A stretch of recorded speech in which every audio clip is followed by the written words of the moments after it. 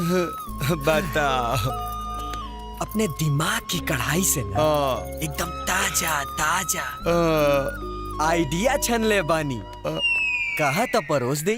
सलते हूँ हलवाइया के खानदान से बिलोंग करत रही। चुप। अब न ते बतेबे नहीं बताई नहीं। तीनों के क्वालिटी हमरा समझ में आ गई। अब हमरे कुछ सोचे के परी।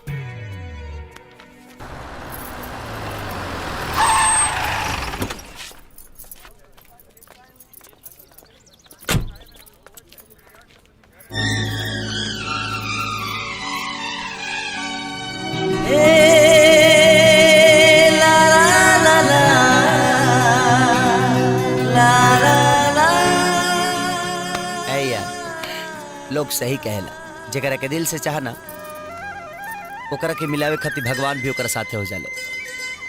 आज वो सही हमरा साथे भइल बा। देखना, जौना लड़की के देख के हम दिलो दिमाग में बसा लेहनी, उ लड़की के हुआ और ना, यह लड़की ही है। ए, देखना देखना। सूरज, तो क्या पता बा ये लड़की के बिया? गजराज सिंह के बहिन रश्मि बिया, रश्मि। तका हो गई बहने नहिया, भाई तना नहिया। सूरज, तू मजाक मत कर। सामने वो लड़का अहमद के देखत बड़ा ना? हाँ देखा था नहीं, आनहर बा। बाकी वो आनहर रहे ना, ओके आनहर बना दिहल गई।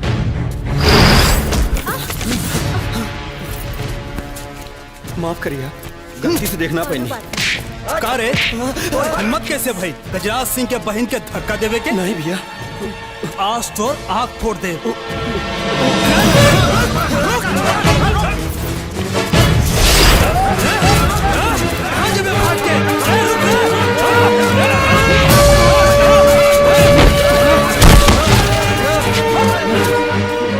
नहीं भैया, गजराज सिंह के बहन के धक्का मार ले। नहीं भैया, नहीं भैया, गजराज सिंह के बहन के धक्का मार ले।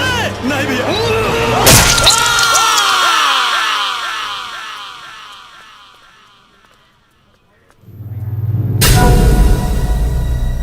तोरे माथे के पसीना देख के अब लागत बा कि तोरे प्यार के बुखार उतर गइल बा।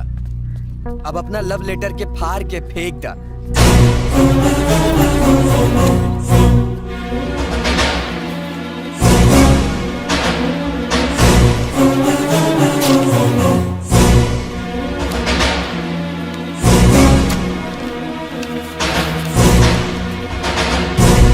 रश्मि रश्मि रश्मि रश्मि रश्मि रश्मि रश्मि।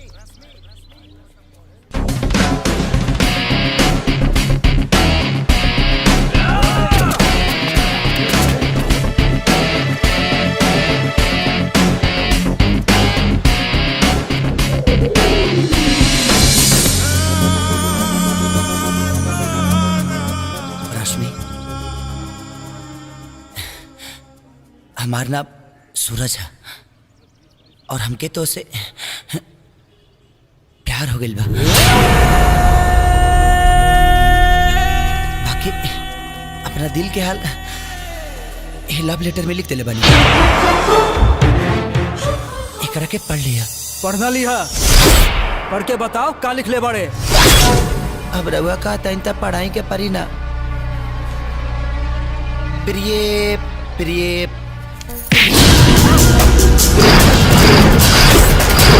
जब से हम धोखे देखले बानी, हमार दिन के चैन और रात के नींद सब हेरा गइल बा। अगर पास में कुछ बचल बा खाली एगो अरमान कि तोरा रेशमी जुल्फ के छाव में एगो छोटा सा घर बने, जौना में चाहत के खिड़की से तो हमरा के झांका और आरजू के रोशनदान से हम धोखे निहारी। ये चिट्ठी में लिखल कोनो शब्द ना, हमरा दिल की आवाज।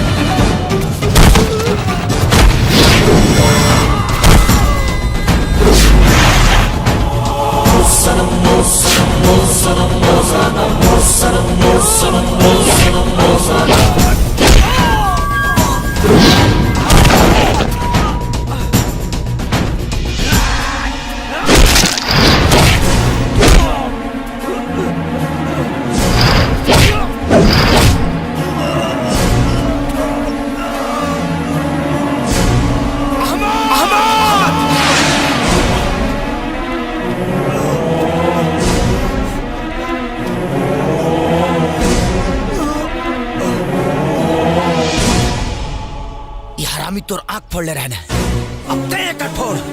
ना भैया जाए दी, अगर हमहू एक आँख फोड़ दे तो ई जैसन शैतान और हमने जैसन इंसान में का फर्क रह जाई। भैया जाए दी, छोड़ दी जाए दी भैया।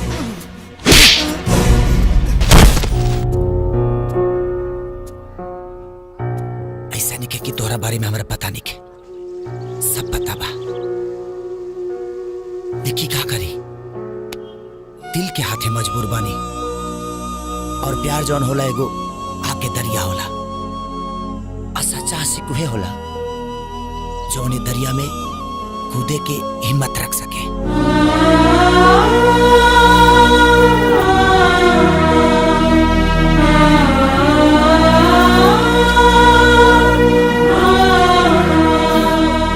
भैया जी के पता न चलेगा चाहे।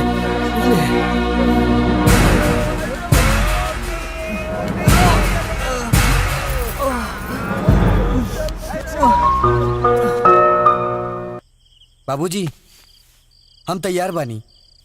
अरे तोरा तैयार भइला से का होई? ए लड़का के इतना समझौनी कि आज एसपी साहब के बेटी के हल्दी के रस्म बा, जल्दी घरे आ जाइए, लेकिन कौनो बात के एकरा पर असरे नहीं खे। अरे एसपी साहब खुश हो गईले तो समझ ले सूरजवा के दरोगा के नौकरी पक्का। नमस्ते। आई तू लोग ठीक से रहिए। आवा शंभुनाथ आवा। जय हिंद साहब। अरे छोड़ा, आज हमें कोई अफसर नहीं एगो लड़की के बाप बानी। जी साहब, ये हमार छोटका लड़का दीपक आ ई बड़का सूरज हवे। शंभुनाथ जी तो लड़का के लंबाई चौड़ाई अच्छा बा, बस ये समझा कि एकर पुलिस में नौकरी पक्का बा। अरे पाँच हो जा। खुश रह। प्रणाम सर। रउआ के दोनों लड़का बड़ा संस्कारी बड़े। बहुत बहुत धन्यवाद साहब। ये बिटिया खातिर एक छोट गिफ्ट ले आयल बनी, एकरा के स्वीकार करी। एकर का जरूरत है, ले आयल बड़ा तो ठीक बा, अंदर भेजवा दा। बेटा सूरज भाऊजी। ये अंदर ले जा, भाभी जी की देती है। आओ चला ठीक दीपक, बा? चला भैया। आओ शंभुनाथ, आओ हमरा संग। है हजारी बनो तेरी बिंदिया, है हजारी बनो।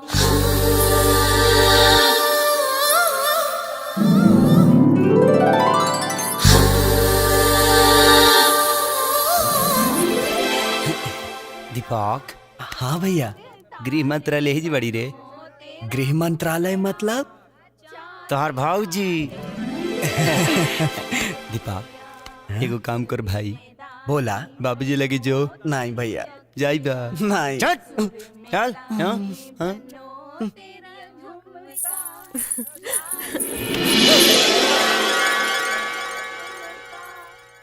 हमार हाथ छोड़ा, ये हमार सहेली के घर बा। तो हम तोहरा सहेली खाते आइल बनी और तोहरा अलावा हम यहाँ केहू के पहचानत नहीं खी और ना ही जानत आनी। लाई गिफ्ट अपना सहेली तक पहुँचा दा। पहुँचा देबू ना? लो।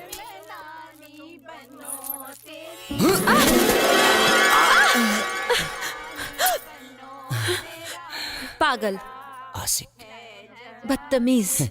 सुना, जब बदतमीजी के सर्टिफिकेट दिए देहलू तो लागत आई सर के किस गाल पे लेके आई के चैलेंज।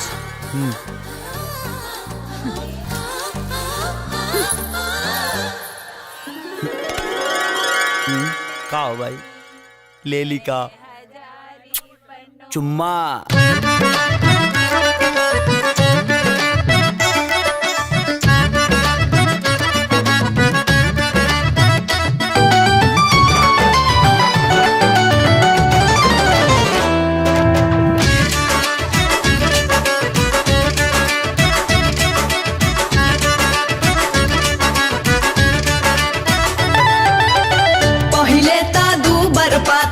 रहलू रहे ठाखानी, पहले ता दूबर पातर रहलू रहे ठाखानी। कौना चौकिया के खाए लगलू आटाए सखी, हो गईलू पाठा। कौना चौकिया के खाए लगलू आटाए सखी, हो गईलू पाठा। गोरा मेले के सोया पियावेले कोरा में लेके सोइया होरलिस पियावेले देवरा डाले मुंह में तूर के फारा थाए सखी हो गई नी पाठा हो देवरा डाले मुंह में तूर के फारा थाए सखी हो गई नी पाठा।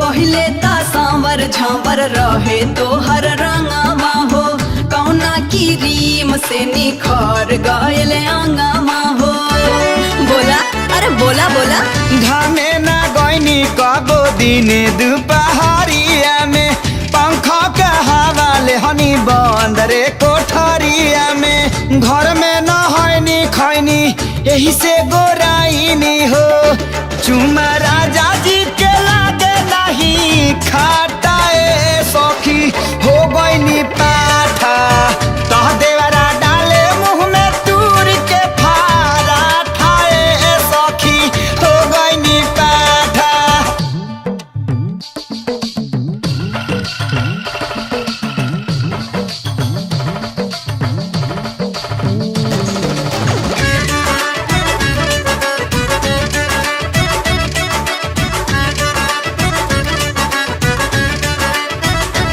नैहर में छुपा रहलो जैसे बिना मुंह के फुटुर फुटुर बोले लगलो कवन जड़ी सूंघ के बतावा बोला सेजिया पदाना पानी सब पहुँचावे हो खोदा खादी करे देवरा पिया फुसिलावे हो करे ठिठोली हमसे छोटकी नदिया हो हंसे बोले के तपर गईल घाटाए सखी हो गईनी पाठा देवरा डाले मुंह में तूर के फारा ठाए सखी हो गईनी पाठा।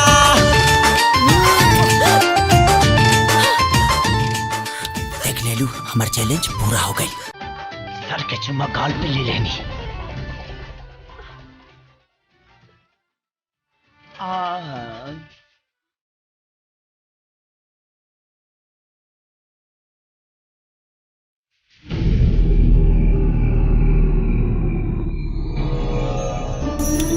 रश्मि हमार नाम सूरज है और हमके तो से प्यार हो गइल बा।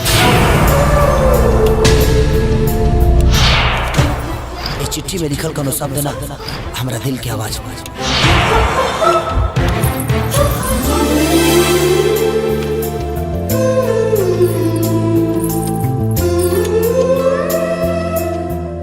और प्यार जौन होला एगो आके दरिया होला और सच्चा आशिक उहे होला जौन दरिया में कूदे के हिम्मत ना सके।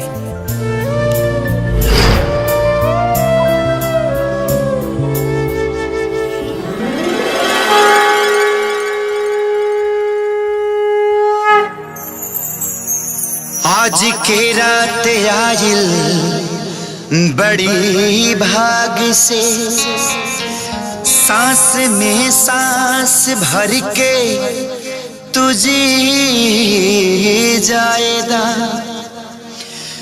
डाल अखिया में अखिया निहारत रही रूप रसवा के कगरी तू पी जाएदा।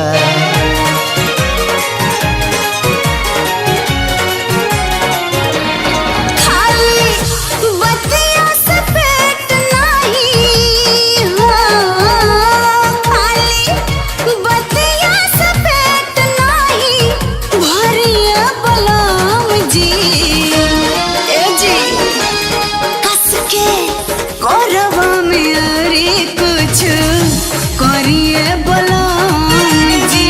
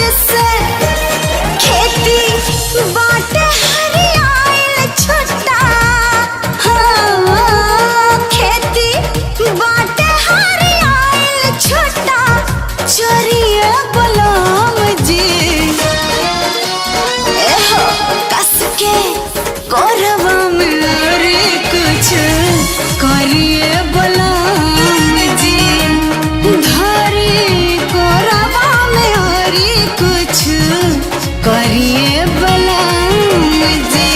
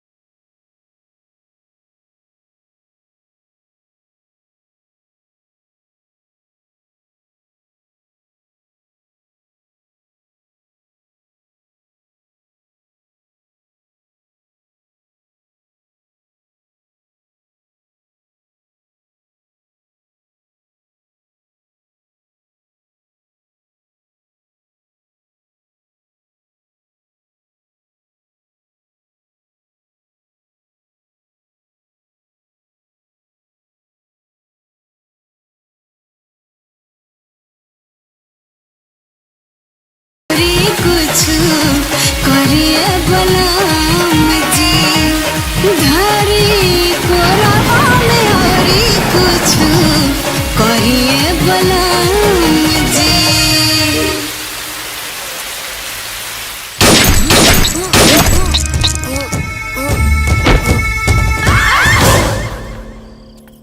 अगर ये लड़का से हमार बिया भाई तो हमार भैया के मार दिए।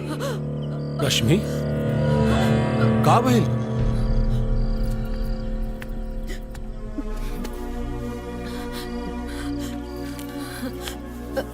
पढ़ाई का टेंशन? रश्मि तू ए घर का राजकुमारी हो और हम तो हर शादी इतना बोड़ घर में कर दे कि तू रानी बन के रहबू। कहाँ मिली पढ़ाई लिखाई करके? हाँ? समझावा एकरा के। जी रश्मि भैया किस्मत में कुछ और लिखल होके था। किस्मत में जौन लिखल होई वो तो होकबे करी। कहावत है गजराज नाम है हमार, किस्मत हमरे हिसाब से ना चली तो हम किस्मत के बदल दे।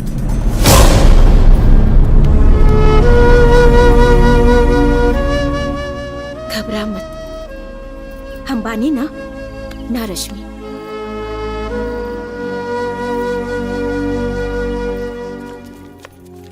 अरे दिल के दरवाजा पर कोनो राज कर जाई, ताहर फूलल फूलल फुलौना। सूरज हाँ। का समझता रहा तू? का समझता रहा तू अपने आप के? हमरे भाई के 2-4 लोगन के मार के अपने आप के बड़ा सुरमा समझता रहा। उनके पास पूरा फौज बा। तो हमहू आर्मी है, अकेला 1 मैन आर्मी। लेकिन हमरा नहीं के बुझात कि हमार फिक्र तोहके काहे इतना होता। बोला चुप काहे बड़े? चलो तू नहीं को बोला तो हम ही बोल देता। नहीं हमसे प्यार कर लू ना? ये झूठा। इससे अच्छा तोरे आँखी में हमके प्यार के समंदर नजर आवता। ये तोहार भ्रम है ना, ये हमर विश्वास है। पागल हो गए बड़ा। देश पर मरे वाला के लोग शहीद कहेला और प्यार में मरे वाला के दीवाना। पागल ना, अगर मर भी गनी ना तब परवाह नहीं कर। बस एक बार स्वीकार करला हमार प्यार। सूरज भाग जा यहाँ से, भाग जा। आई लव यू बोल दो। अरे मारल जाइबा, भाग जा। एक बार आई लव यू बोल दो। अच्छा आई लव यू, अब भाग जा।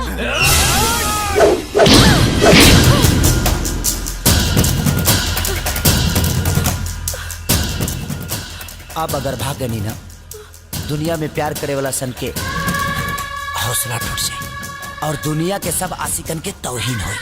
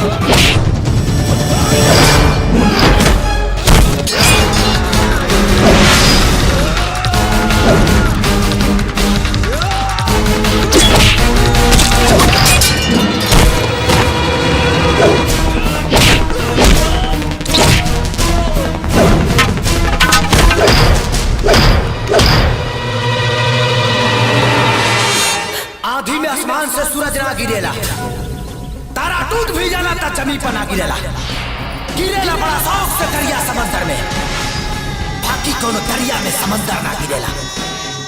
आला भी रश्मि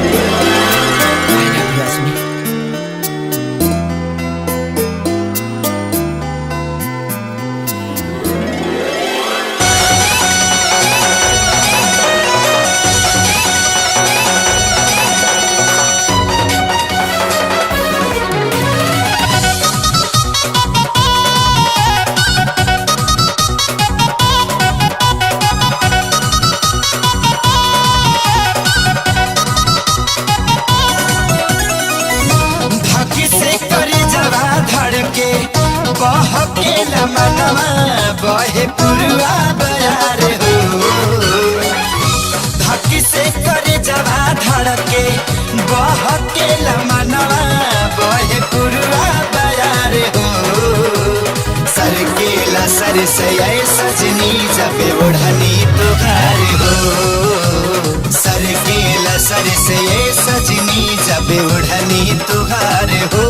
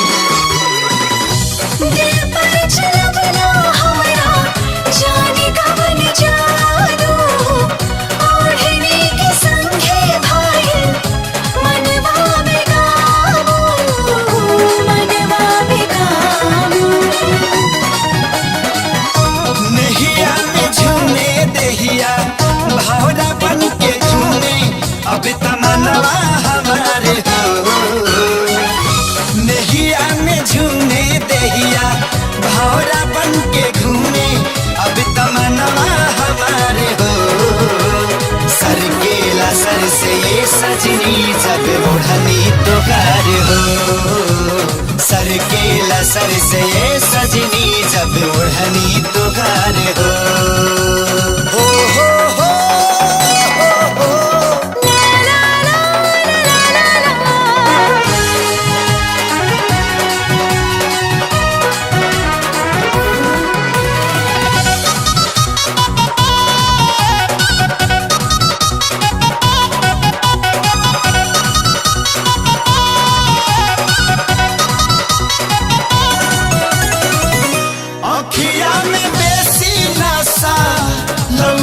शराब से उठावा के ला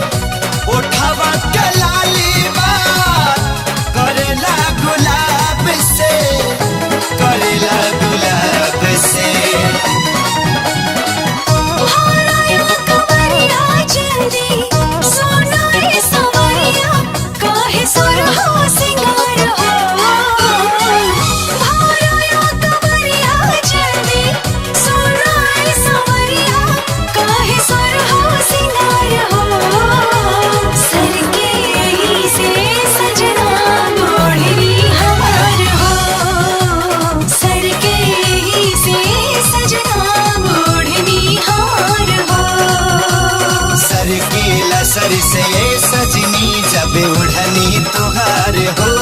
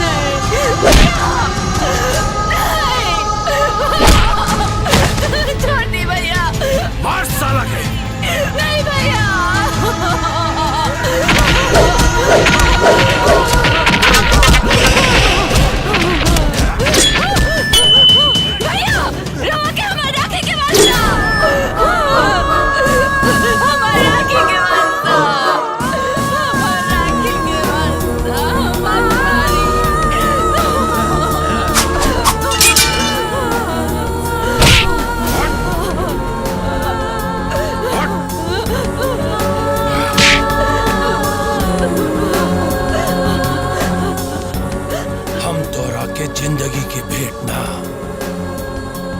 अपन बहन के राखी की सौगात दे लिया।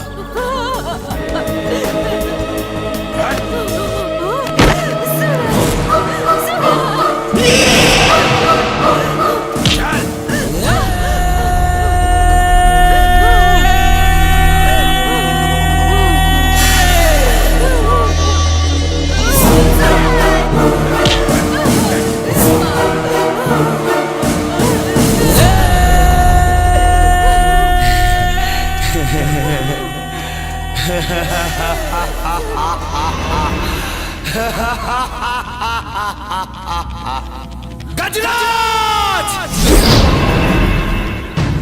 जमाना के दीवार सदा टूटल बा,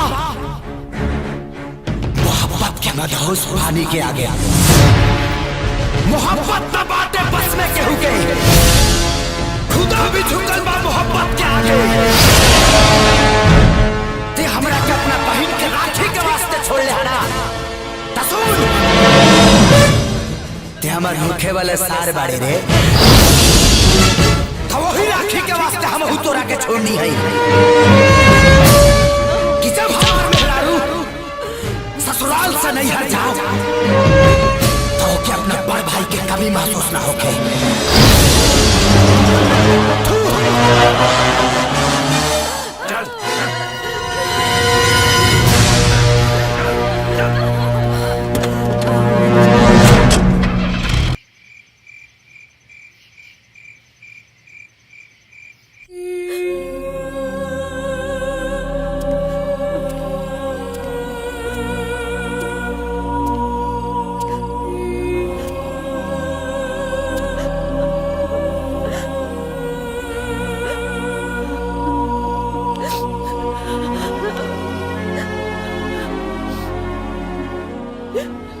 देख बहन,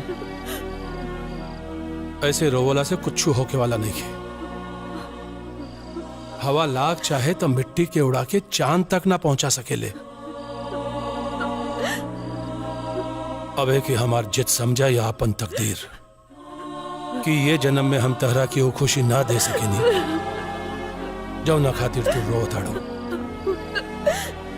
मौत दे दी भैया, काहे कि सूरज के बिना हम ना जी सके नहीं। बस बस, पागल हो गल बाड़ू, हाँ? पागल हो गल बाड़ू हरामजादा के प्यार में। देखा लक्ष्मी, एक बात हमारे ध्यान से सुन ला, चांद में दाग बा, बाकी हमरे इज्जत में कोनो दाग ना, और तहरा चलते हमरे इज्जत पर दाग लगे, ई हम कोनो कीमत पर बर्दाश्त ना कर सके। समझावा एकरा के।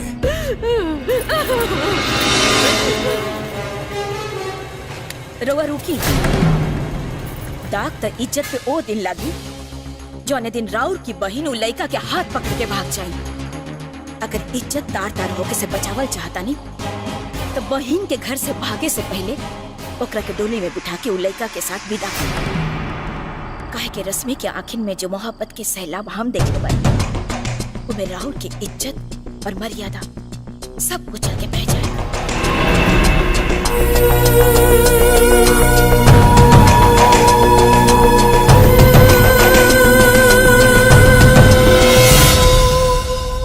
बतावा, इतना सब कुछ हो गई, हमरा के बाहर के लोग से पता चला था।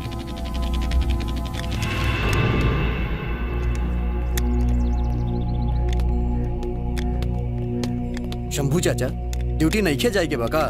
अच्छा तू चला, हम आवा तनी। अच्छा, सुन ली यहाँ की सूरज लड़की के चक्कर में पिटा गई है।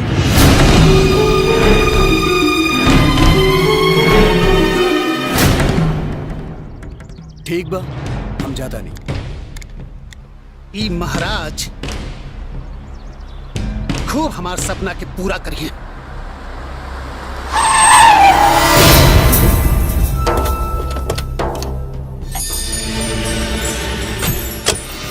खबरदार, केहू कुछ ना बोली, हम बात करब।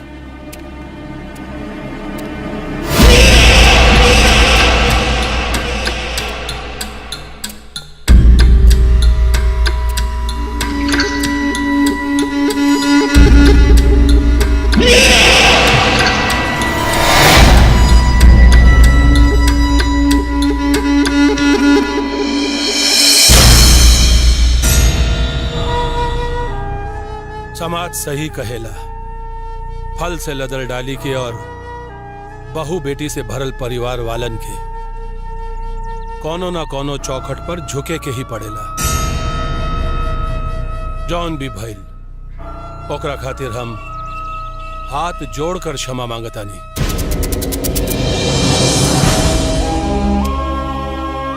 हमरे गलती के सजा हमरी बहिन के ना दी, ओकरा के अपन घर के बहू बना ली, ओकरा के अपन घर के बहू स्वीकार कर ली, ओकरा के अपन घर के बहू स्वीकार कर ली। शंभुनाथ जी, विधायक जी, अब शर्मिंदा न करें, हमरा ई रिश्ता मंजूर बा। और कही तो पंडित के बुलावल जाए, अरे दिन तारीख तय कर लिहल जाए। अरे हम बुलावता नहीं ना, बाप पहले दरोगा तब बन जाएगी। अरे तो ठीक बा ना, पहले दरोगा बन जा, पहले दरोगा बन जा। पर ये रिश्ता के हम पक्का समझी ना? एकदम एकदम। चला तानी, अच्छा चला तानी, प्रणाम प्रणाम। जाउन कुछ भइल ओकरा खातिर क्षमा क्षमा। हाँ, ए गाड़ी निकाला।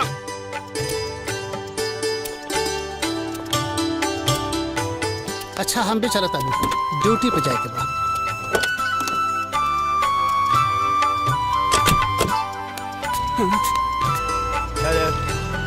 देख, अब दूध पी के तोरा भौजी से किंग करत नहीं झूठ।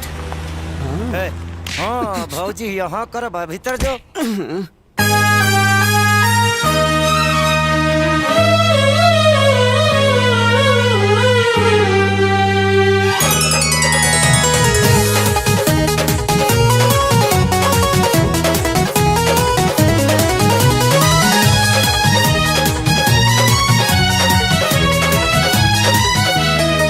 जब से परमिट मिलल बाटे तब से दूरी बलम जी काटे।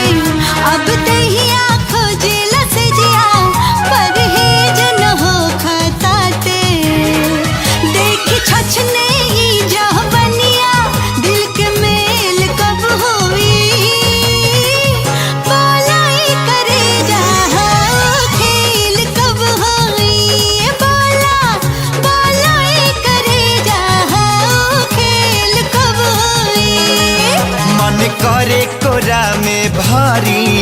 खूब झाका झूमर हम करी दिन कसहू कटेला रानी बाकी रतिया में तकिया धरी हाउ खेला ला तू इतना अगुताइल बारू हो काहे शादी से पहले छोरी आइल बारू हो त काहे शादी से पहले छोरी आइल बारू हो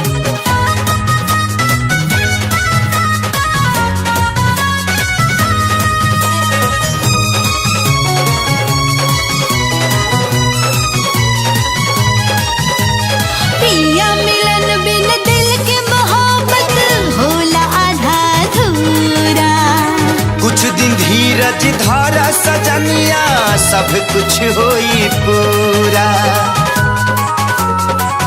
हाँ पिया मिलन बिन दिल के मोहब्बत होला आधा अधूरा कुछ दिन धीरज धारा सजनिया सब कुछ होई पूरा मनवा खो जाता ए राजा रेलम रेल कब होई हाँ बोला ए करे जा हाँ खेल कब होई हे बोला ए करे जा हाँ खेल कब होई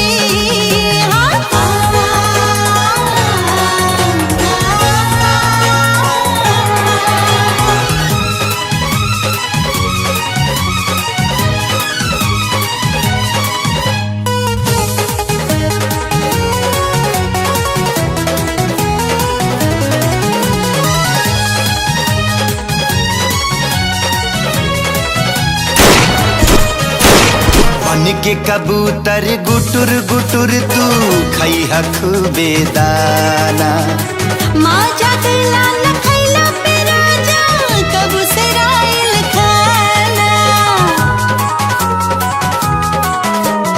बन के कबूतर गुटुर गुटुर तू खैहा खूबे दाना हाँ माँ जागला न खैला पे राजा कब से राइल खाना आगे खाना बाटे तब तू भुखाइल बारू हो काहे शादी से पहले छोरी आइल बारू हो त काहे शादी से पहले छोरी आइल बारू हो बाबूजी भैया दरोगा बन गए मामा जी भैया दरोगा बन के आ गए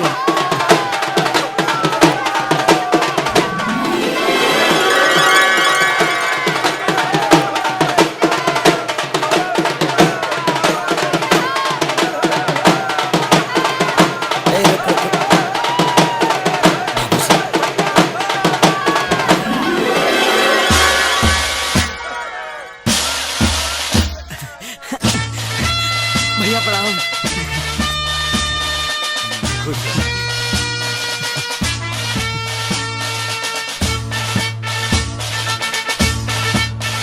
भाऊजी ऐसे घूम के काहे खड़ा बनी एक बार पलट के तो देखी कि राउर बेटा वर्दी में कैसा लगता सूरज बेटा आज अपना सपना के दिन के उजाला में देखे की हिम्मत नहीं के होत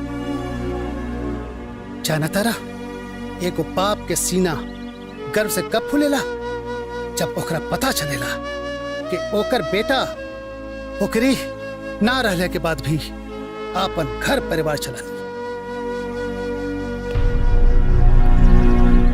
आज एक हवलदार बाप आपन दरोगा बेटा के सलूट मारत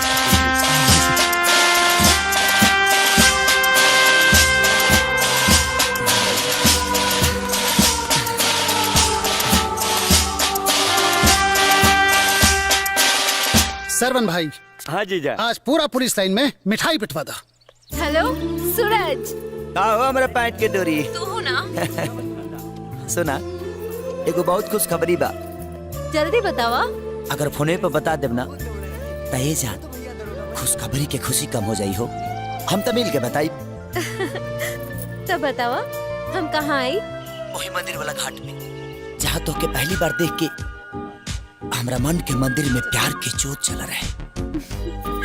बस बस कवि जी, बाकी की कविता सुनेला हम खुदे मंदिर के घाट पे आवत बानी। ए सुना, का तहरावे में कहीं लेट हुई, ढेर देर करबू तब तक ले एगो चुमा देना दा। तू ना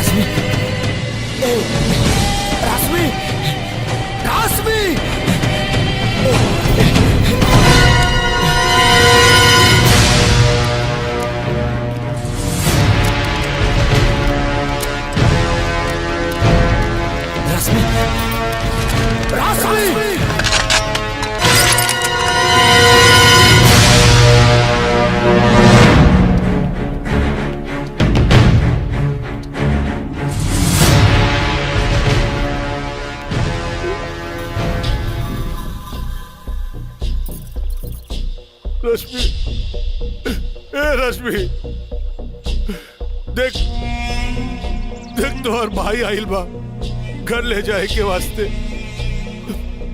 उठ उठ, चल ठीक बा, हम तोहर सब बात मानब। चल। हे रश्मि, रश्मि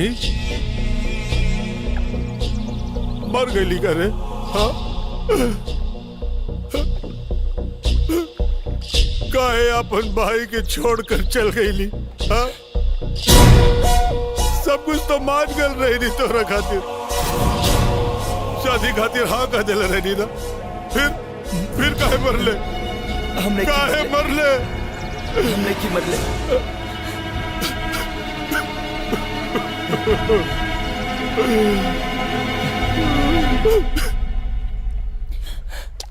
देखा देखा इंस्पेक्टर, अपन काम वासना के चलते हमार बहन के मार देलस।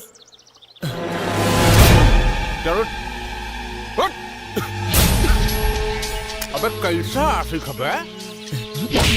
अपनी ही जान को मार दिया है? हम ही खून नहीं कैले, नहीं कैले हम ही खून। अबे हर खून करे वाला यह कहेला। अरे काम वासना की इतनी जल्दी काहे थी रे? हैं? शादी तय हुई थी ना तेरी, सुहाग रात बना लेता, कुछ दिन और इंतजार कर लेता है। अब चल मेरे साथ तो बिठवा। हैं? कहाँ देख रहा है? कहाँ देख रहा है बे? हैं?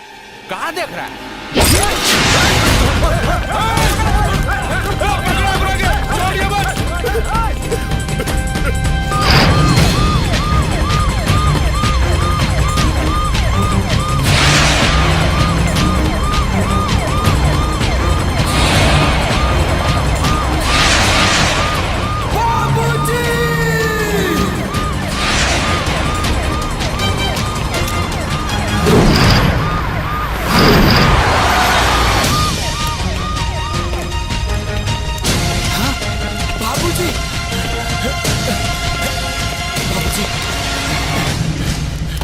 हम ही खून नहीं केले बाबूजी, नहीं केले हम ही खून।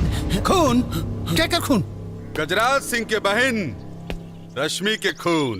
ना बाबूजी, ये झूठ बोलता, हम रश्मि के खून नहीं केले, हमार विश्वास करी बाबूजी। शंभुनाथ, तू एकरा सामने से हट जा और ये मुजरिम के पकड़वावे में कानून का मदद करा। और जौन कहता ओकर फैसला यहाँ ना अदालत में हो। बाबूजी का अपना बेटा पर भरोसा नहीं करुआ। ये बताई आखिर हम अपना जान के जान कैसे ले सकता, कैसे?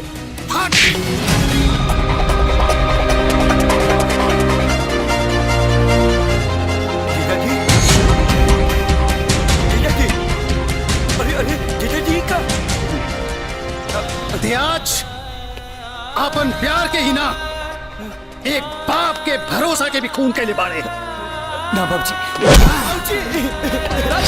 हम ही खूने की गई है बाबूजी। एक बाप के उम्मीद के खून के लिबाड़े बाबूजी। एक बाप के सपना के खून के लिबाड़े। मत मारिए कर।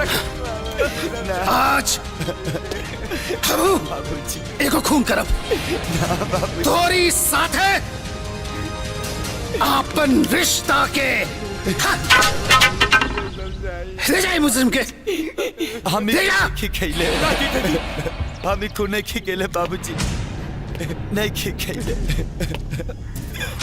ले जा चो। ऐसे कैसे ले जाए हवलदार शंभुनाथ? तोरा कातिल बेटा के शरीर पे वर्दी अच्छी ना लागत। पहले हम वर्दी उतार।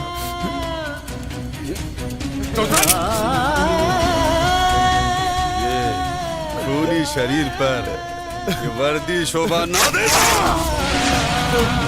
दुबे बाबूजी ऐसा लग रहा है बाबूजी हम ही खूने की खेले बाबूजी, हम ही खूने की खेले।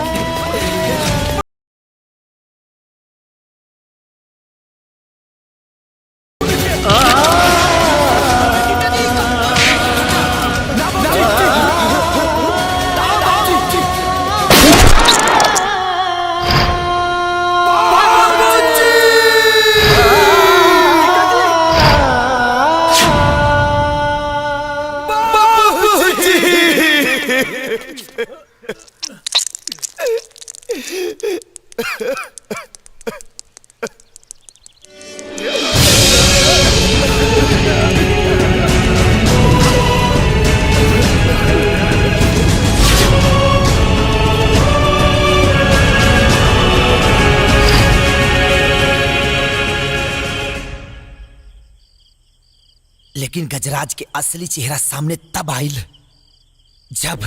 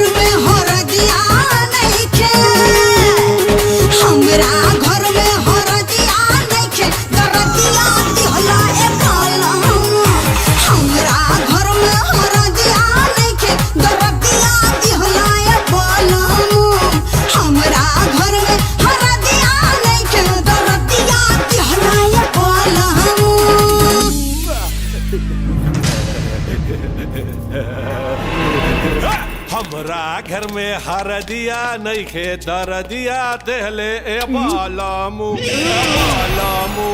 बाबा बालामू। बड़ा परेशान बाड़े ना तू ई जाने खातिर कि ई खून कैलाश के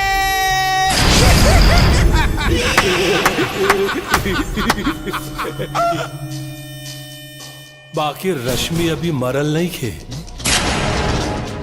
जिंदा बिया जिंदा। हाँ अब कैसे जिंदा बिया? ईबा गुप्त गुप्त ईबा गुप्त गुप्त ईबा गुप्त गुप्त ईबा गुप्त गुप्त। अब ज्यादा परेशान मत हो, ई सस्पेंस थ्रिलर कहानी हम तो के शुरू से सुना देत बानी। हम अपन बहन के समझावे के बहुत कोशिश करी। पागल हो गल बाड़ू, हाँ पागल हो गल बाड़ू हरामजादा के प्यार में। ये हवा कितनो भी तेज बहे धूल के उड़ाकर चांद तक न पहुंचा सकेले। बहन तो बहन, हमार पत्नी भी हमरा के समझावे लगी। दाग त इज्जत पे ओ दिन लगी जौने दिन राउर की बहन उ लइका के हाथ पकड़ के भाग जाए। साला वो दिन हमार दिमागे काम ना करत रहे। आओ ही गुस्सा में जब हम घर से बाहर गई नी,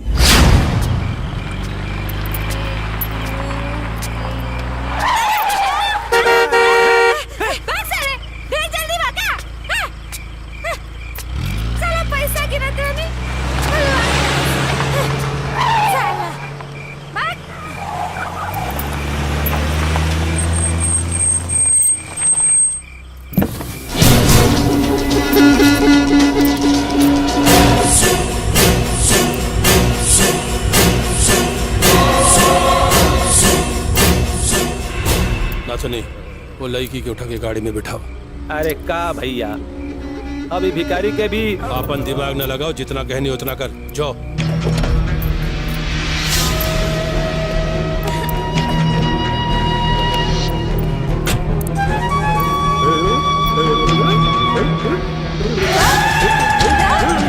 अरे दाना पैसा दो जल्दी दो पैसा दो।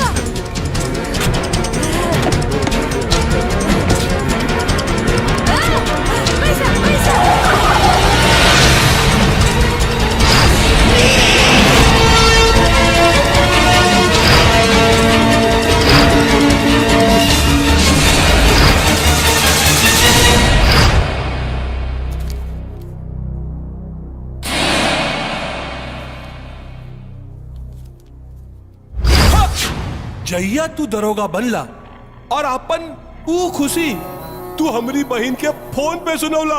हेलो सूरज, सुना एगो बहुत खुश खबरी बा। का जल्दी बतावा।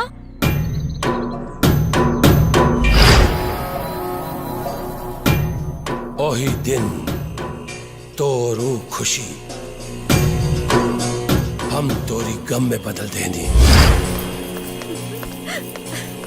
चला भैया।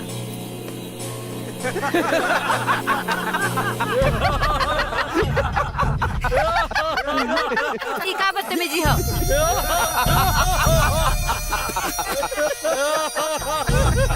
सुनाई नहीं खे दे भैया के बुलाई का। ये सब राउर भैया के मर्जी से ही होता। आज ही गाड़ी में तू ना केहू और बैठी, ऊ देखा।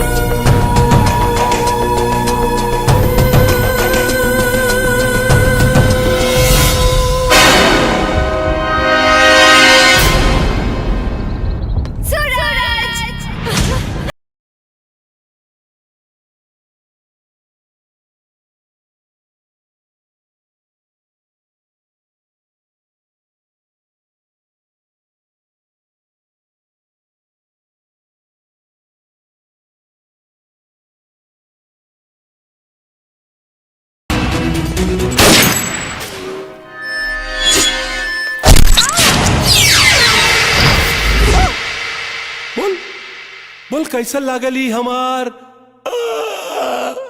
लिखित निर्देशित फिल्म? बहुत घटिया। गजराज नथुनी चिल्ला फिल्म के क्लाइमेक्स अभी पूरा नहीं किया भाई। एगो बात हमार कान खोल के सुन ले। हाँ तोरा के इतना भयानक मौत मारब, इतना भयानक कि तोरा लाश पर चिल कौआ भी आवे से डरिए जा।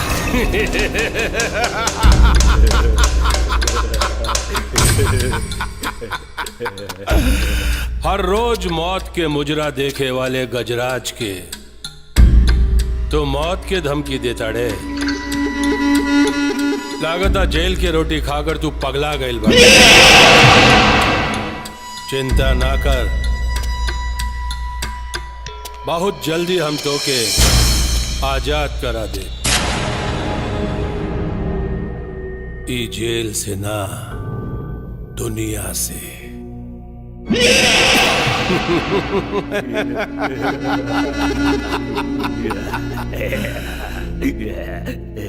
एक बात है, हमार बहन तो से बहुत प्यार करेले, तो के बेगुनाह साबित करे खातिर अब तक जिंदा बा, ना तक कब के मर गल रहित। बाकिर ऊ कहाँ बिया? ई बा गुप्त गुप्त, ई बा गुप्त गुप्त गुप्त। अब अपन ज्ञान से ई गुप्त का बा ई ढूंढा ढूंढा।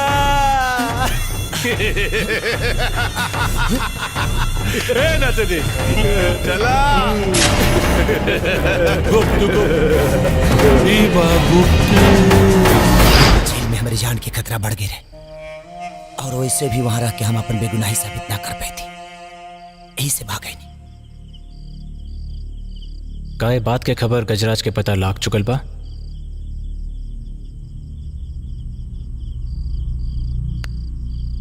बिल्कुल चल गए हुई, कैसे कि जेलर गजराज के पोसुआ कुत्ता। फिर तो के सावधान रहे की जरूरत बा। एक चीज अच्छा भइल कि हमार ड्यूटी गजराज की सुरक्षा में लाग गई। हो सकेला साथ रहते रहते रश्मि के कोनो ना कोनो सुराग मिल जाए। बाकी गोली गजराज पे चलल बा, दहाड़ तो वो मरबे करी। गब्बर सिंह कह गइल, जो डर गइल मर गइल। अरे हम तो डर भी गईनी और बच भी गईनी। वाह भैया जी वाह। ए तिलक धरिया या अरे आवा आवा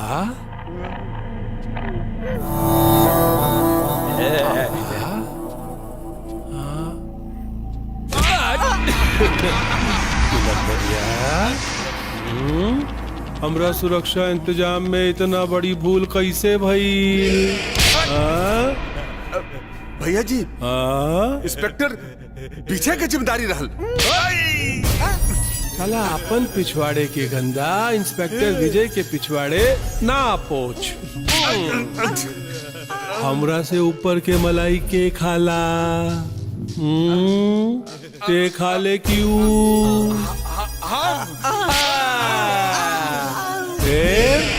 हम तोरा से पहले भी कही नहीं कि जेलर के फोन रहे वो सूरजवा जेल तोड़कर भाग गई।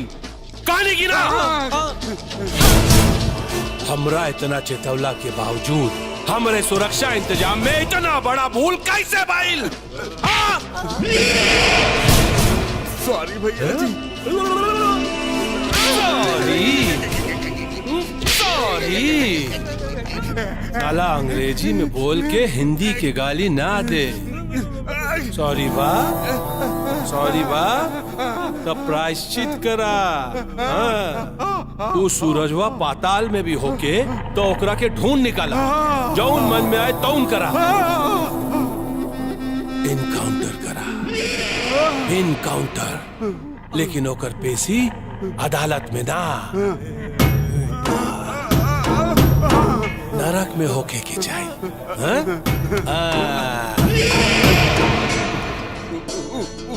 वो तो हो जाए भैया जी। प्रमोशन, तो आप प्रमोशन की जिम्मेदारी हमार बा। अब जो जैसे कुकुर हड्डी के सूंघेला वैसे तू सूरजवा के सूंघ। कैसे सूंघे? बहु बहु बहु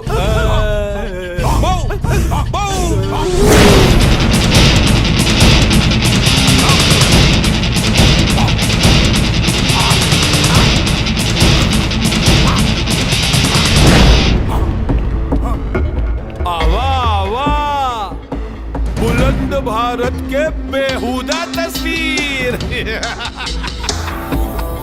चला खाकी के अंदर रहे वाला सिंघम।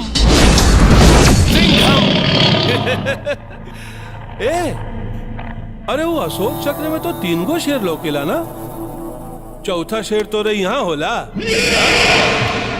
ओकरे बाद भी हमरे सुरक्षा इंतजाम में इतना बड़ा फूल कैसे रे? भला ये तो यमराज के साथ गजराज का पर्सनल रिलेशन बा, यहीं से बच गई नहीं न तो आज हमार राम नाम हो गई लोट। बच गई नहीं। चल जाओ, जो जाकर बाहर कुकुर लोगन के साथ बैठा जाओ। ले जा रहे सिंघम सिंघम सिंघम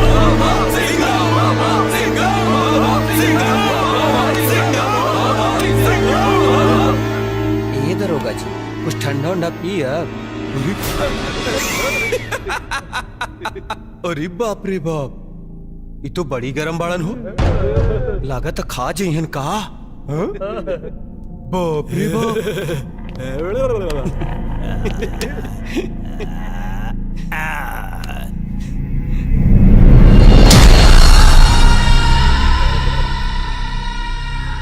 मंगरुआ। हाँ भैया, होली के दिन है। हाँ भैया, पिछला दरोगा तिवारी जी के हत्या तो ही कैले रहे ना। ना भैया, होली के दिन तक थाना प्रभारी यादव के मरले रहनी। तिवरिया के ता दिवाली के दिन थाना से निकलते ट्रक से उड़ा देनी।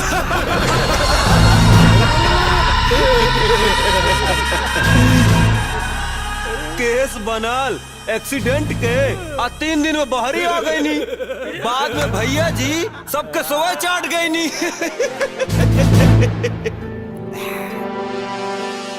तिवरिया का कहले रहल रे? भैया रउआ के सरवा करिए रहल।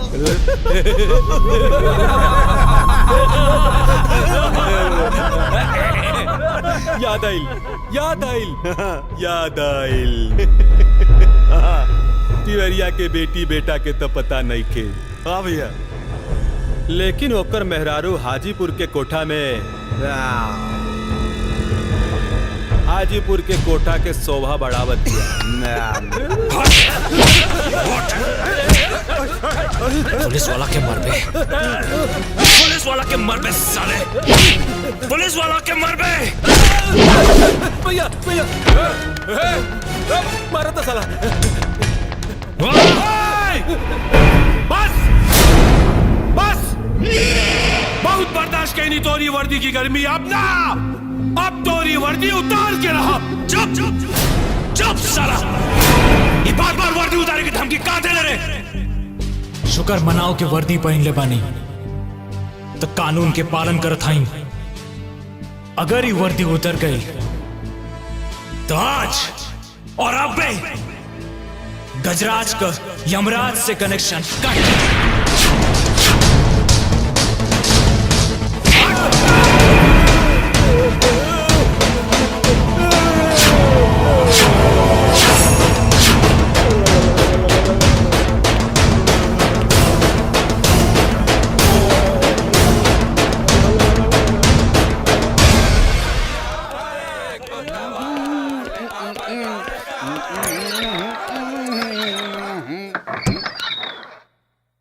ये सब का बदतमीजी है। बदतमीजी? अरे ना ना ना ना ना ना ना बदतमीजी नहीं खे। वो कहा कि हमार हो गईल बा प्रमोशन। हाँ। और राउर का हो गईल सस्पेंशन। राउर हो गई सस्पेंड। ई रहल आपके सस्पेंशन ऑर्डर। ए भैया दे दे पढ़ लो।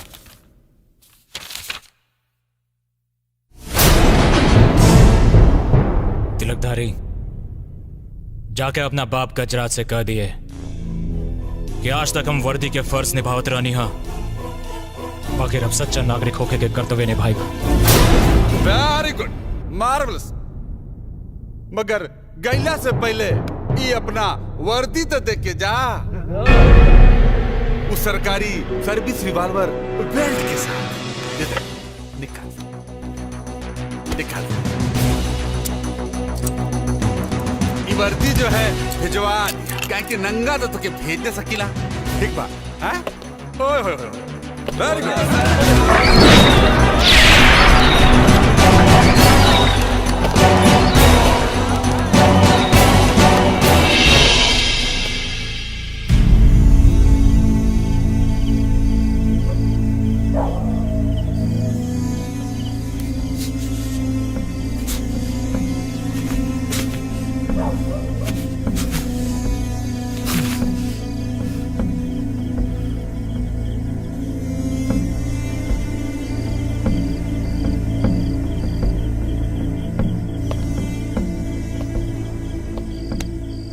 परेशान मत हो सूरज, वर्दी उतरल बा, जंग के फैसला भी नहीं के भइल।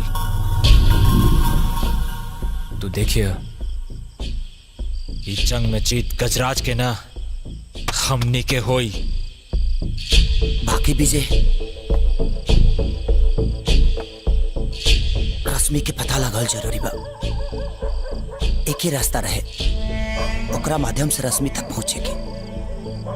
अब वो बंद हो गई। सूरज, एक मंजिल के कई रास्ता होला, एगो बंद हो गई तो का भइल? तू देखिए, कई रास्ता मिल जाए।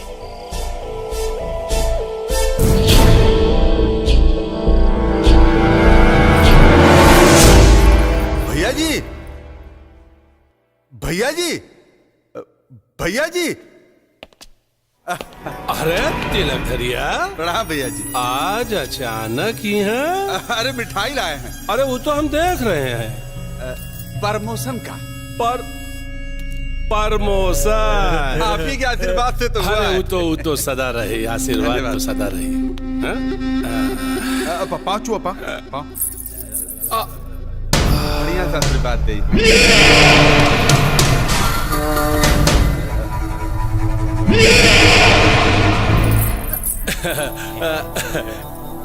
नाम का बा? तिलकधारी। अरे तोर ना, इनका मालती मालती मालती। बहुते सुंदर और अच्छा नाम। अरे बहुत बढ़िया खाना भी बनाती है। हाँ। और तंदूरी चिकन तक क्या बताएं। ओ तो बुलावा कबो, घरे बुलावा। हाँ तो आज ही चलिए आए। आज है? हाँ। हम जरा तैयारी। हाँ ठीक है ठीक है, आ जाइए, 8 बजे आ जाएंगे। 8 बजे।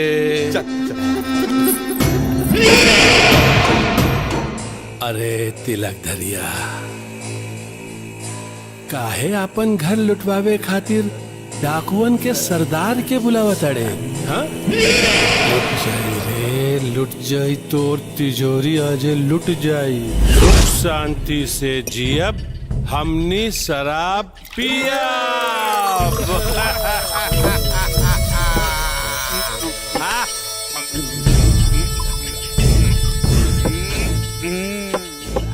अरे साला हमारा के तो समझे में ना होता साला कि हम पार्टी रहने वाले कि भैया जी। कौनो बात ना पांडे जी, तोहार भैया जी के माल कौनो बाटल बा।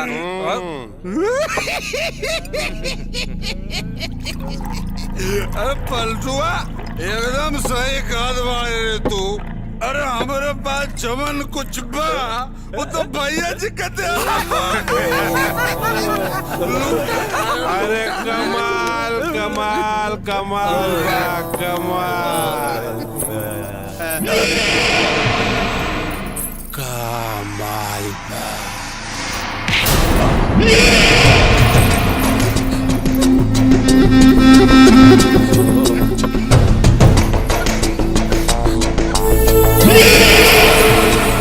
कमर के नीचे उम्र ना होला। आप सुख शांति से जियब, हमनी शराब पियब। कमाल बा।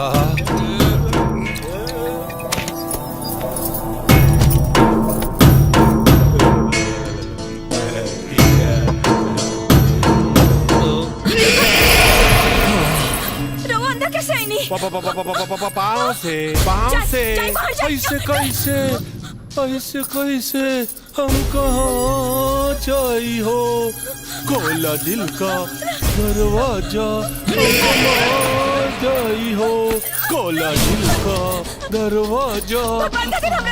अरे भगवान के लिए कहाँ छोड़े, गजराज के सामने भगवान भी ना आ सकेला। हाँ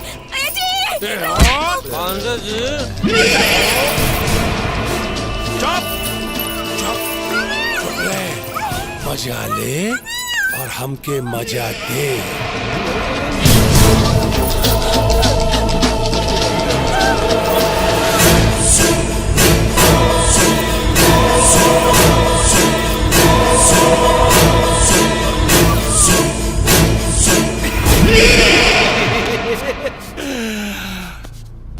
जब तक है जी में जी, जी भर के मजा ली।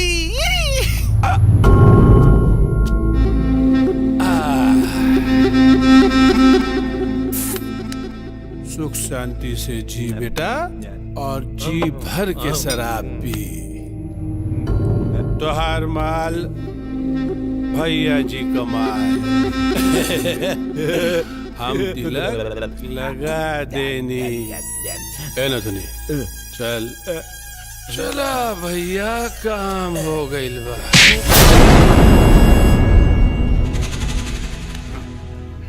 ये मालती मालती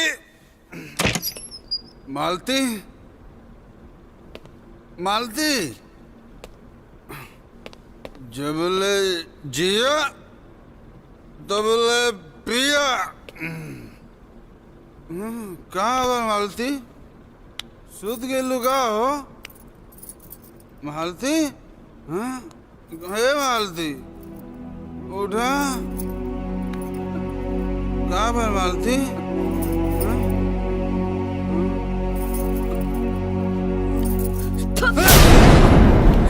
गजराज सिंह हमारी इज्जत के साथ खिलवाड़ कैलस और तो घर में रहला।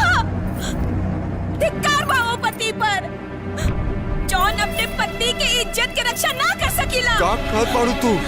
ई शरीर अब हमरा के बोझ लगता, ई बोझ के हम ना ढो सकीली।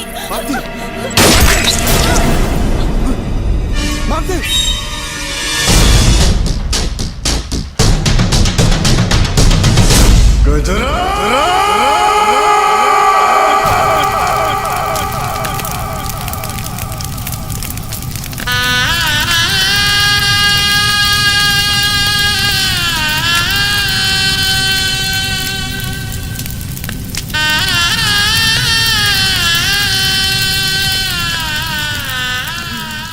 संभालो अपने आप के,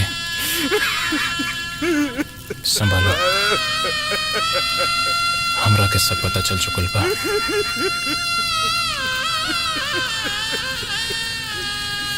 बाकी जो ना अंगीठी से तोहर घर में आग लगल बा, वो अंगीठी में आग तू ही लगौले रहला।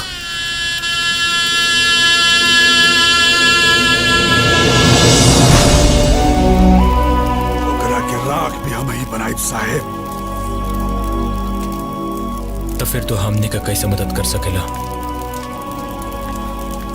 तो हर बेगुनाही के सबूत हम बता सकेला। गजराज सिंह अपनी बहन के अपने फार्म हाउस पे बंदी बना के रख ले बाटे, और ये लड़ाई बुराई में राहुल लोग के साथ है हमारी। शायद इन नेक काम से हमारी पत्नी की आत्मा की शांति मिली।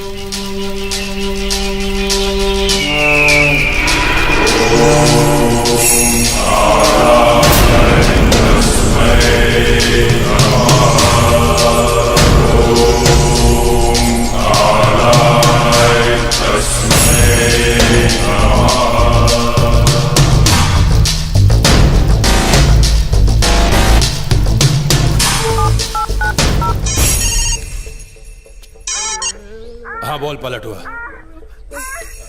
का ठीक बा।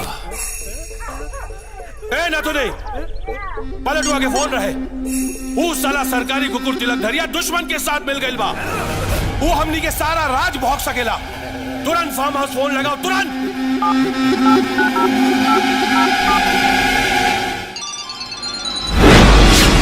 रे मगरुआ। हाँ बोल। अरे तुम्हार फोन बजाता। अरे बाजा दे सरवा के। साले 3 दिन से साला परेशान कर लिया। 45 के रिचार्ज पे 50 के टाक टाइम फुल ऑफर सीमित समय तक।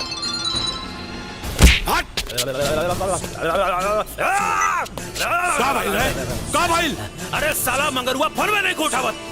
तू गाड़ी में बैठ, गाड़ी में बैठ। अरे चला सन।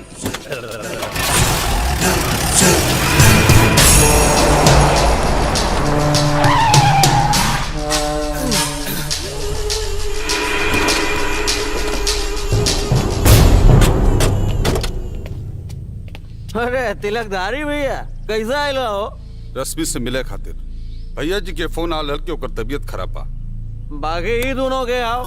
डॉक्टर हो जा मिल रहा। आई डॉक्टर साहब।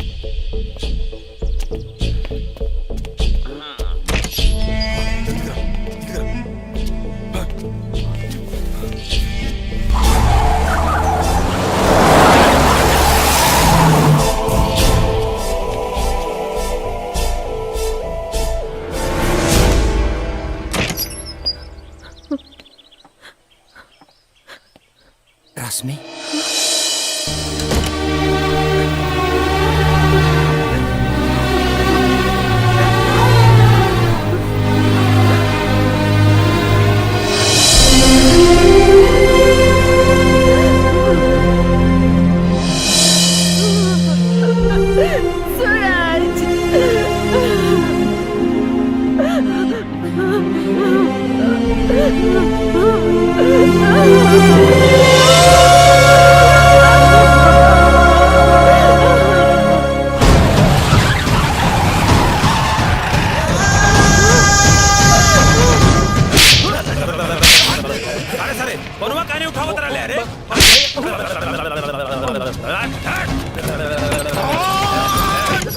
सूरज तोड़ दे दरवाजा साले के। रश्मि के लेके फौरन यहाँ से निकल जा।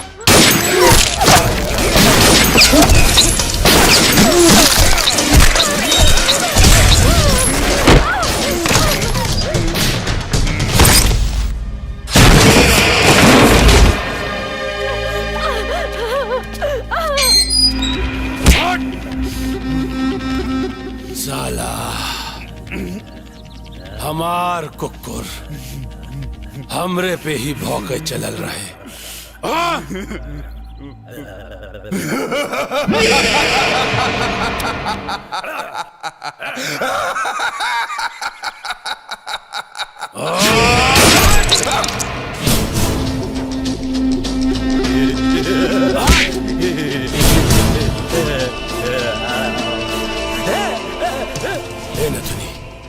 ये गद्दार तो मर गई। सूरज वो भी जिंदा ना बच के चाहिए।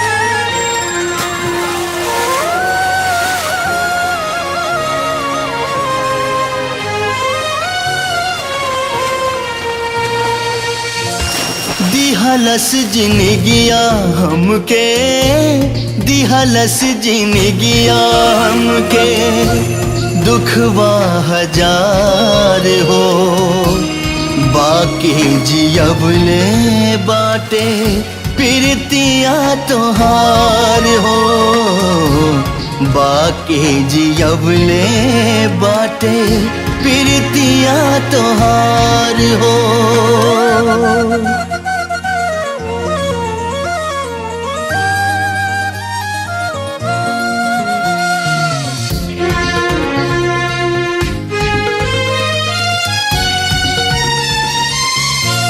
बैरी जमाना बनल दुश्मन समैया, धड़कन के दिल से दूर कैलस मुदैया।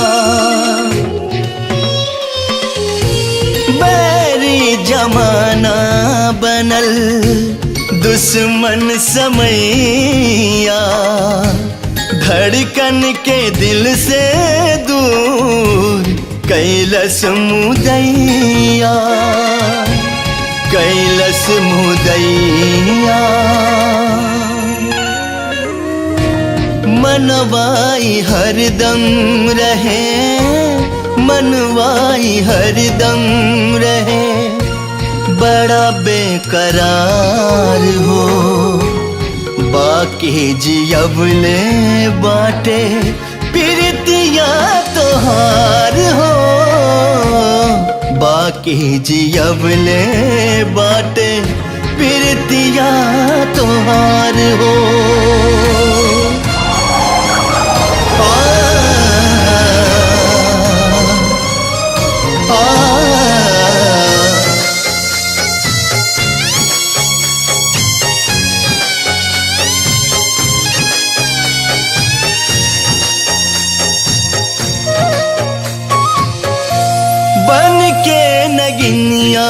डसत रहे तन्हाई रे, याद ही दर्द या रहल, याद ही दवाई रे।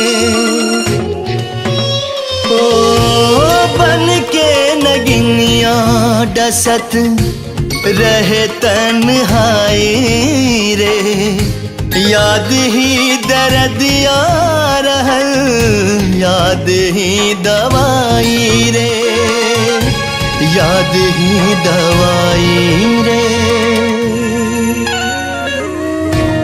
मजबूर दिनवा रहे, मजबूर दिनवा रहे, रतिया लाचार हो, बाकी जियबले बाटे प्रीतिया तोहार हो, बाकी जियबले बाटे प्रीतिया तोहार हो।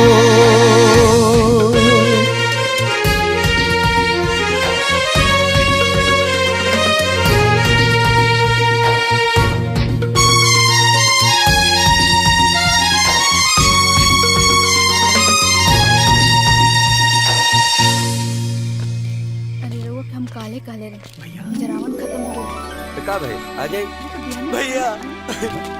बेटा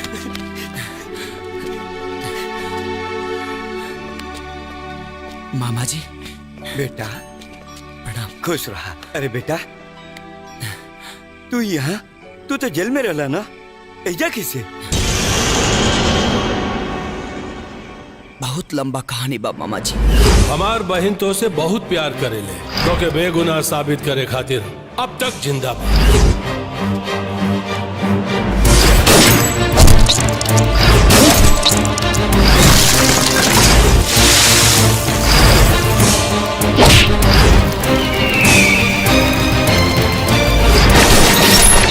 भगवान, इतना बड़ा धोखा। बाकिर बेटा तू अपन बेगुनाही साबित करके जीजा जी के मौत के सच्ची श्रद्धांजलि दा, ताकि उनकर मौत सार्थक हो सके। हाँ मामा जी, जमुना गजराज के चलते हमारे घर परिवार उजड़ गई, वो गजराज के फांसी के सजा दिवा के ही दम ले भम। तभी हमारे बाबूजी की आत्मा के शांति मिली। मामा जी, ए विजय। नमस्ते मामा। नमस्ते। हमारे दोस्त। नमस्ते। सूरज, तू लोग आराम करा, हम चला था। कैसे की काल हो लिया तो कोर्ट बंद रही। हम अजू जाके वकील से मिलकर सारा कानूनी कागजात तैयार कर लेता। नहीं, अगली मुलाकात कोर्ट में हुई। मामा, मामी, अच्छा सूरज, हम चलत माने। तू लोग अपन ख्याल रखिए।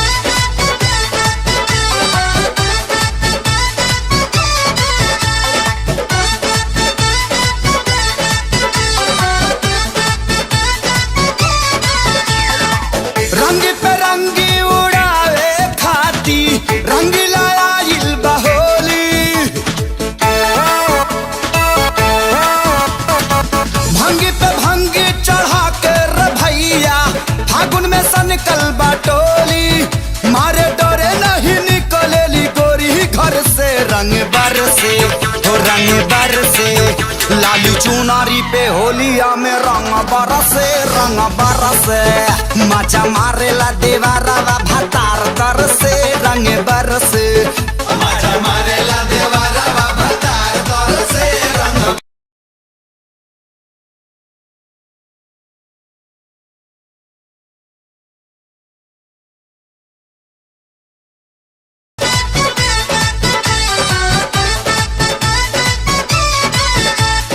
गोरिया भइल बाड़ू तू गोल गा पाया वो न रंगवा के मार दी ठप्पा। गोरिया भइल बाड़ू तू गोल गा पाया वो न रंगवा के मार दी ठप्पा। ओठ भइल रसगुल्ला तोहर गाल भइल गुलगुल्ला, बची न तोहरो लहंगा साड़ी बची न तोहर झूला। आज न छोड़ा तोके गोरिया डाले गुलम खुला बोला हाय रे गोरिया भइल बाड़ू तू गोला गापा आव न रंगवा के मार दी ठापा। भले फाट जाई चोलिया राई राई राई राई राई राई भले फाट जाई चोलिया तोहार जर से रंग बरसे रंग बरसे लाली चुनारी पे होलिया में रंग बरसे मार मारेला देवारा भतार तर से रंग बरसे।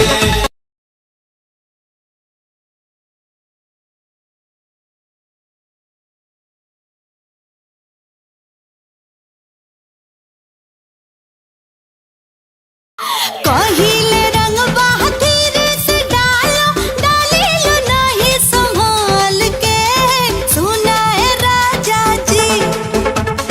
कहिले रंग बहादुर से डालो डाली लो नहीं संभाल के सुना है राजा जी। मन बा अपन तो कोसर निकाल के सुना है राजा जी। मन बा अपन तो कोसर निकाल के सुना है राजा जी। फागुन में बुढ़ाऊ भी भइले लवंडा देखा ना उनहू के सनकल डंडा। भला ही बाबाल दाढ़ी बुढ़ाऊ के पाकल देह भले थाकल बाकी मन नहीं दागल। बुढ़ऊ बड़ा मिजाजी बाड़े रोज परेले आगे इहे समझ में ना आवेला होली में का मांगे। सही बात है फगनाटा में बुढ़वो देवर लागे देखा हाय रे फागुन में बुढ़ाऊ भी भइले लवंडा देखो नहीं नहू के सन कलबा डंडा नहीं नवही परेली हाय रई रई रई नहीं नवही परेली इनके आगे डर से रंग बरसे रंग बरसे लाली चुनरी पहोलिया में रंग बरसे रंग बरसे मारे ला देवारा बाबा तार तर से रंग बरसे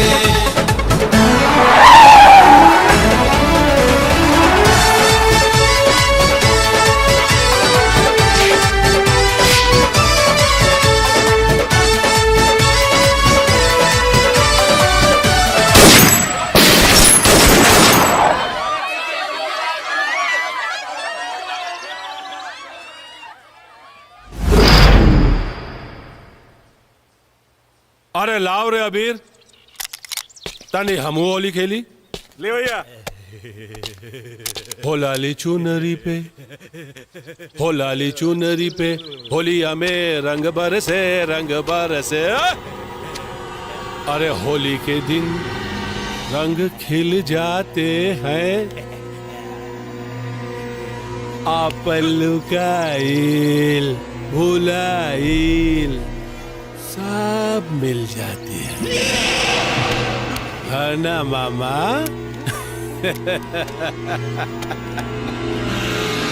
ए मामा 20 बार समझौनी 20 बार कि तू राजकुमारी है और बिया के बाद रानी बनबी समझौनी की ना?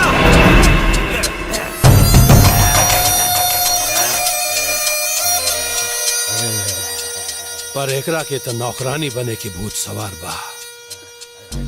ए देख बहनिया एक बात जान ले तोरी मांग में एगो खूनी के नाम के सिंदूर ना पड़ सके और खास करके ऊ जो तोरी ही खून के जुर्म में फसल होके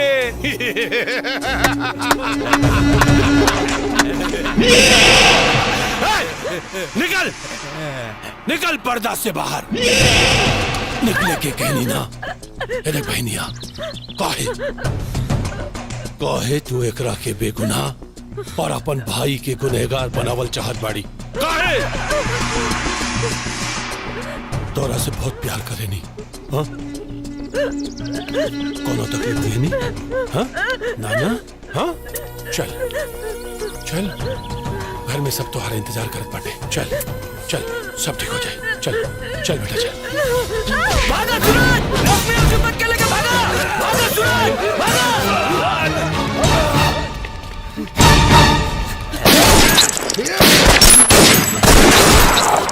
मामा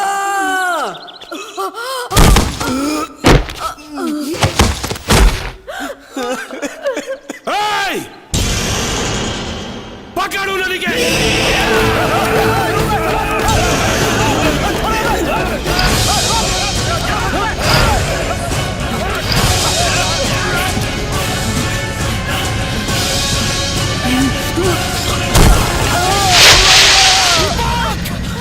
भैया तो क्या हमारी गिरिया भाभी के लेके भाग जा भैया भैया भाग जा। जितना तेज तोर भाई भागल है ना उतना तेज दौड़ के फिर वो वापस आई। ले दारू पी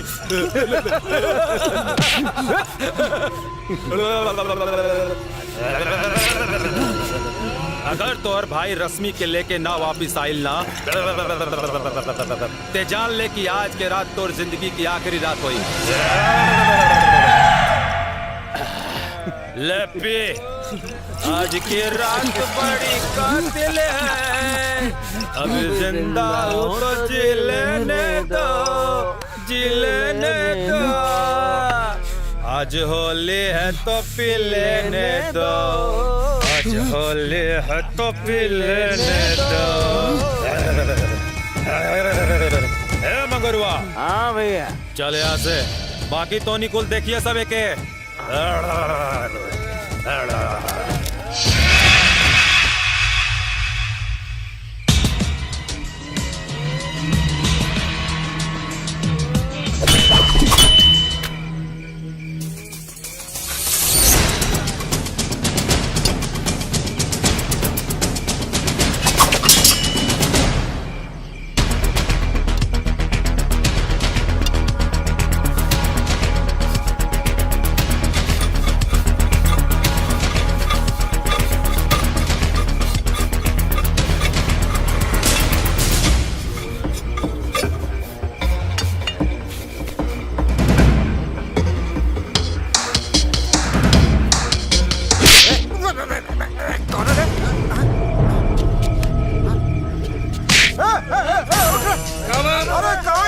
झगड़ुआ भाग गइल का उठ साले अबे उठ साले दारू पी के सुतल बा। हाँ बोल झगड़ुआ। भैया जी दीपक ससुरा चकमा देके भाग गई। हराम ज्यादा सारा सब का सब निकम्मा हुआ सर। अब हमार बात ध्यान से सुन। ये खबर सूरजवा के ना पता चले के चाहिए। काले कोट के तारीख बा दीपकवा कोनो भी हाल में सूरज के लगे ना पहुंचे के चाहिए। और के ढूंढे सन।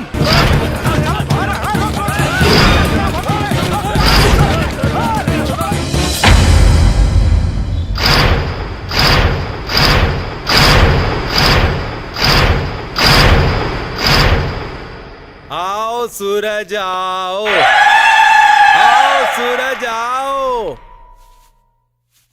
जज साहब अब समय बहुत हो चुका है। सरकारी वकील साहब अपनी झूठी दलीलें देकर, निराधार दलीलें देकर कोर्ट का समय बर्बाद कर रहे हैं और अपना भी।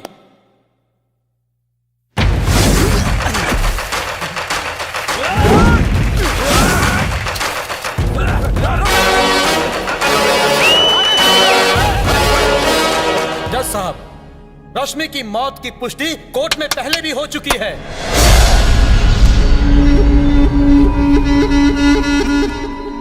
लेकिन हमारे काबिल दोस्त सरकारी वकील इनका कहना यह है कि मृतक रश्मि की हमशक्ल है।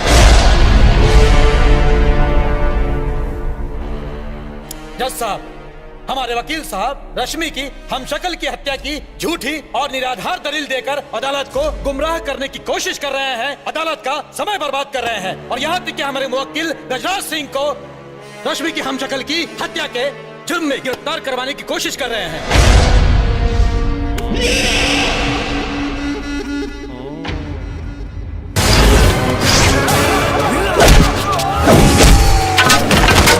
ठीक से टाइप करिए हो।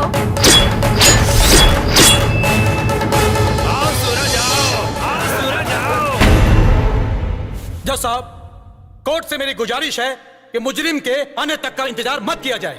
अब कोर्ट अपना फैसला सुनाए। ऑब्जेक्शन मिलॉर्ड, मैं बड़ी विनम्रता के साथ अदालत से यह दरख्वास्त करना चाहता हूं कि बिना मुवक्किल की बात सुने हुए अदालत कोई फैसला कैसे सुना सकती है।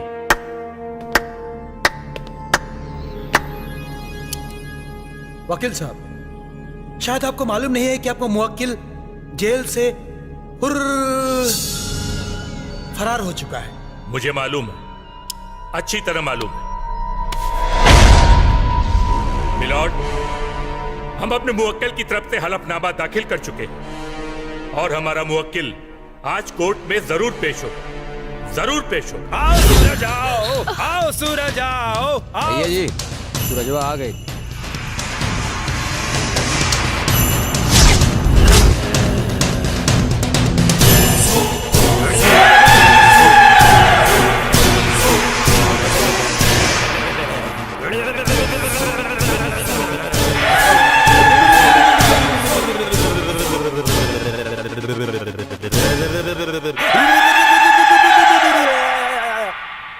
मेरे दो अन्ना मोल रतन, एक है राम तो नहीं है लखन।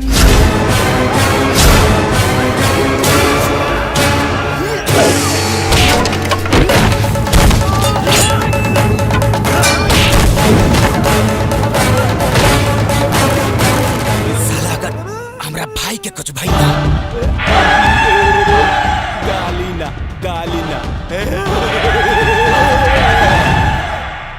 हमरी बहिनी आके दे दे तो मिल जाई तोहरा के लखन। ढेर मत सोच सूरज, नहीं तो दिमाग के नस फट जाई। हमके जाए द सूरज, ये मुश्किल हालात में तू फैसला ना कर सकेला, हमरा के करे द।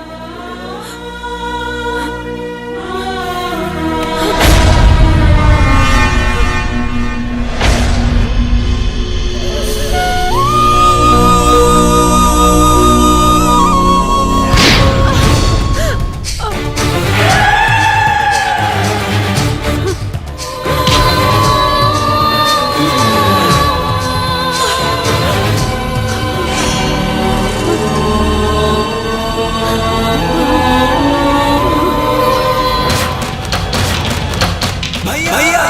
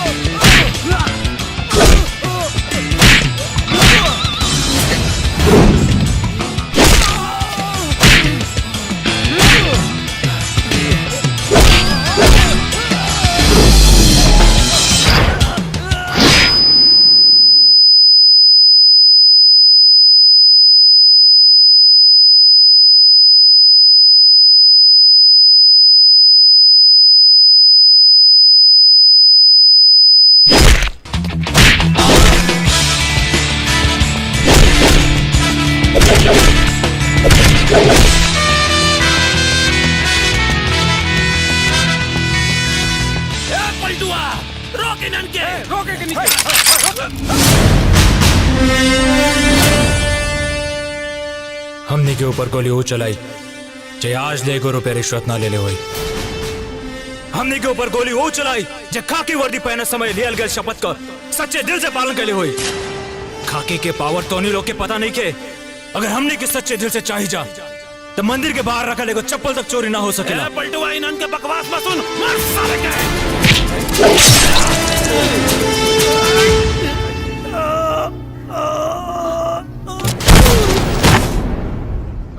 अगर दोनों लोग के खाकी वर्दी के पीछे जरा भी अगर जमीर बाकी होके तो गजराज के तलवा चौटरी बंद कर दो लोग। गन डाउन। तमाम हालातों को मद्देनजर रखते हुए अदालत इस नतीजे पर पहुंची है कि रश्मि का खून मिस्टर सूरज ने ही। एक मिनट।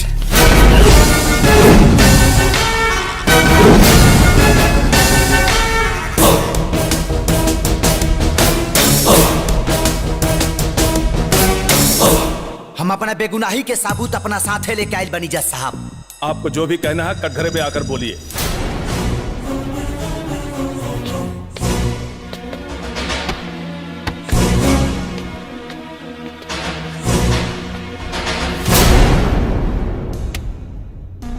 जौना लड़की के खून के इल्जाम हमरा सर पर लागल बा, आज उ लड़की रुआ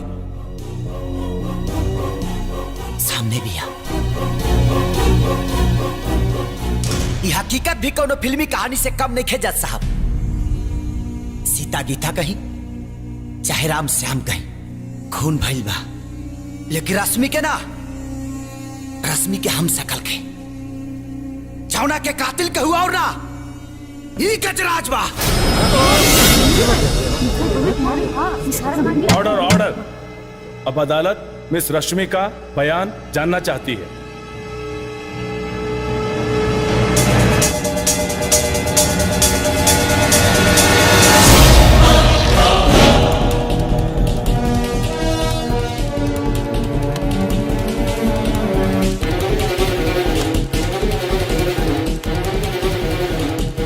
अरे बैठा हो विधायक जी। आपके भाई गजराज सिंह ने ऐसा क्यों किया? आप अदालत को विस्तार से बताएं। प्यार जज साहब, सूरज और हमार प्यार जौन हमार भाई के मंजूर ना रहे।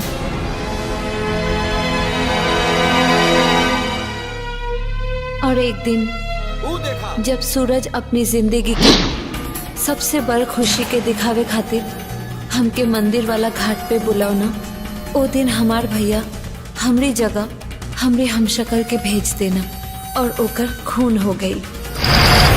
सूरज! जौना के झूठ मूठ के इल्जाम सूरज के सर पे डाल दिहल गई, जबकि असली कातिल हमार छोटका भैया नथुनी रहना।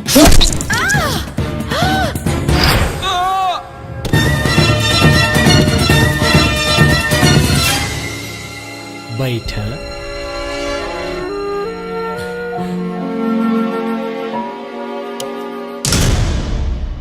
खुद मिस रश्मि के दिए गए बयान को मद्देनजर रखते हुए यह अदालत मिस्टर सूरज को बेगुनाह समझती है और इन्हें बाइज्जत बरी करती है और मिस्टर गजराज सिंह को उम्र कैद की सजा सुनाती है।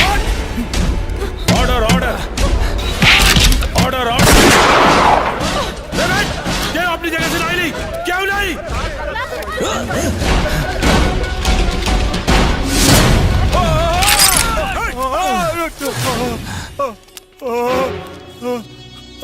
तुमने मारी एंट्री और हमरी फटी यार। माफ कर दे सूरज, माफ कर दे हमरा के माफ कर दे। तू हमारी भाई, हम तो हर भाई, बचा ले हमरा के, बचा ले। भाई? हाँ, भाई बहन के रिश्ता पा तो दाग बड़ा दाग। तोरा के सूरज से शादी करके वाला, शादी करके वाला ही ले शादी। ओ मंगलम भगवान विष्णु मंगलम करुणा दो मंगला पुंडरीकाक्षी। हो गई शादी हो गई। सूरज अब तो हमारा जीजा, हम तो हर साला, अब जीजा साला के कैसे मार सकेला? कैसे मार सकेला? ऐसे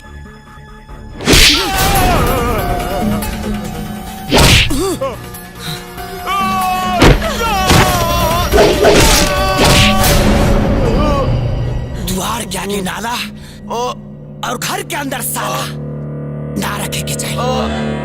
और तोरा जैसन गंदा नाली के कीड़ा के मारल अच्छी जरूरी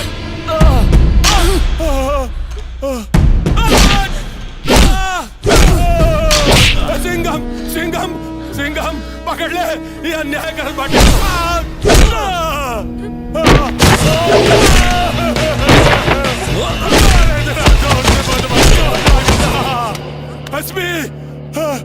तू हमारा आदमी हुए, तू हमारा आदमी बाड़े, हम तो प्रमोशन करा दे। बचा ले तो प्रमोशन, कानून मंत्री, मुख्यमंत्री। चलो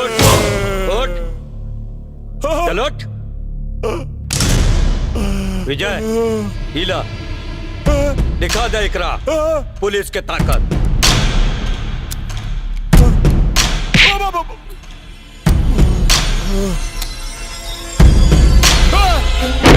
कहाँ करो दाड़ा? सब घूम जा लोग, आज केहू कुछ ना देखी।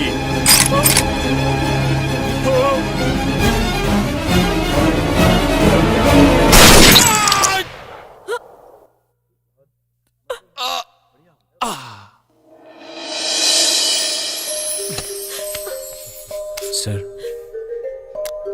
वेल डन, बहुत बढ़िया। सूरज थैंक यू सर। भैया हम खरवा चढ़ देवा कि ना? चुप।